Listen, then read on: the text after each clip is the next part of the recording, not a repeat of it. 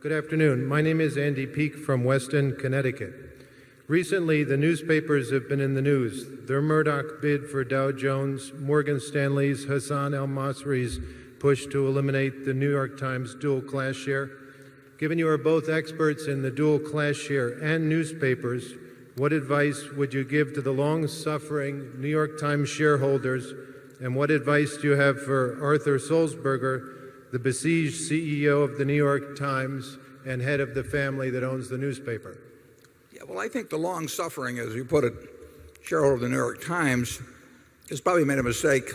I mean, I don't think I'd necessarily blame the Sulzbergers for the woes of the newspaper business. I mean, we have said for a good many years that we thought, in effect, we thought newspapers were overpriced because they reflected a valuation based on looking in the rearview mirror rather than through the window.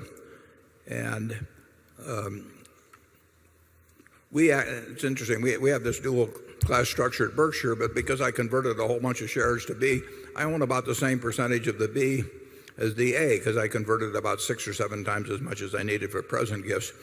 I only go down to my safe deposit box when I have to, and I didn't want to go down every year to convert stock, so I just converted a bunch of stock early on, and now I own about 30% of each. So it has no effect in terms of the voting power of Berkshire. But the woes of the newspaper business are not connected with the difference in voting structure at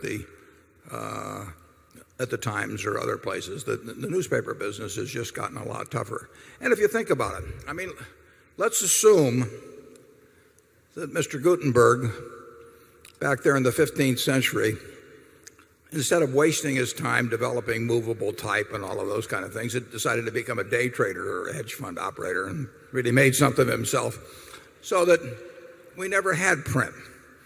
But along came the internet, along came cable, TV, all kinds of other things. And then now this year, Johannes Gutenberg, the 28th or something, came along and said, I've got this wonderful idea. We're going to chop trees down. We're going to haul them great distances. And then we're going to put them through expensive newsprint machines. And then we're going to send them down to some place where they got expensive presses. And we'll run these things all night. And then we'll send delivery trucks out through the snow to get these little pieces of paper out to people where they can read about what happened yesterday. Well, I don't think we would be backing him, Now it happened, that the other one came along first, and people's habits don't change immediately, and the world doesn't turn over. But in effect, the position of newspapers today still reflects the fact that they have inertia and momentum on their side from the past.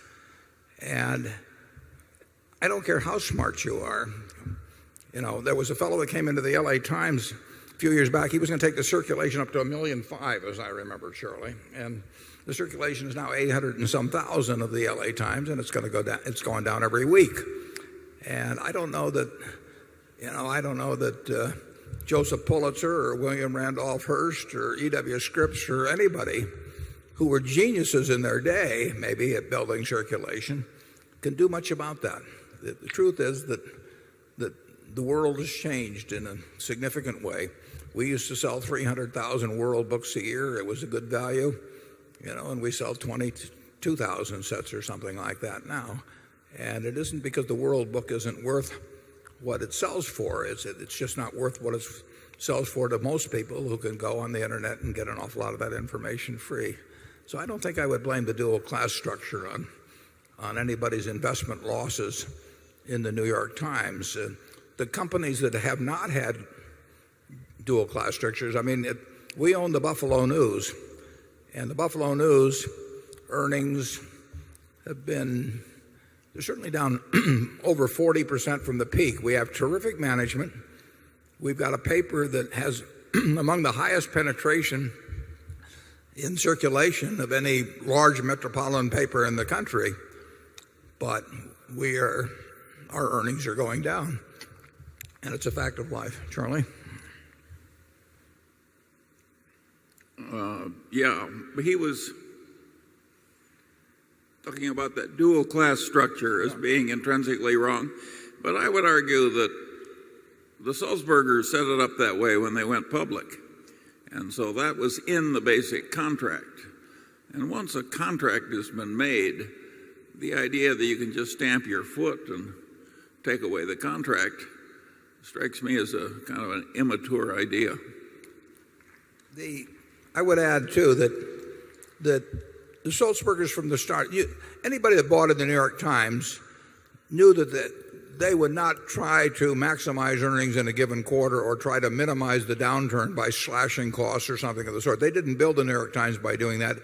It did not have a reputation which allows it perhaps to have a decent future on the internet. It did not get to where it is by a policy of, management 101 as taught at some business school. And yet, following that differing course, I don't know how many papers in New York disappeared, but whether it's the Herald Tribune or the Sun or the World Telegram or you name it, the World, they had a different management approach and they all fell by the wayside, and the Times is still around. So I'm not sure 10 years from now or 15 years from now that people will regard the Times as playing of their hand as being necessarily an inferior one. They may have a better position going into the internet than, well, almost any newspaper around. Certainly a lot better than, the Philadelphia Inquirer or the LA Times has. The LA Times will have more trouble monetizing their reputation on the internet than a New York Times will, if there's a national game to be played in that. So we'll see how it plays out.